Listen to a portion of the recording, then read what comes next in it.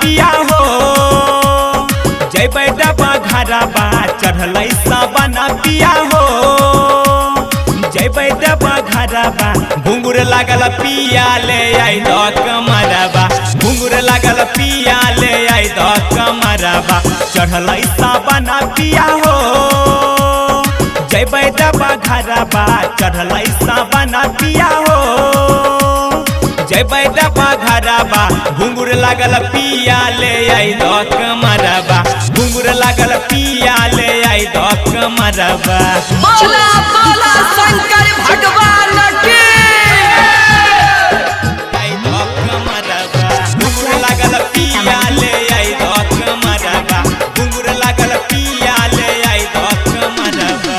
सुल्तानगंज से पिया हो भरबै हम जलबा सुल्तानगंज से पिया हो भरबै हम जलबा जम्मू जिला से पिया लई हो कमरबा बांका जिला से पिया लई हो कमरबा जलबा भारी का पिया हो चलबै डगरिया जलबा भारी का पिया हो चलबै डगरिया दौड़त जेबै पिया सुइया पहरिया दौड़त जेबै पिया सुइया पहरिया।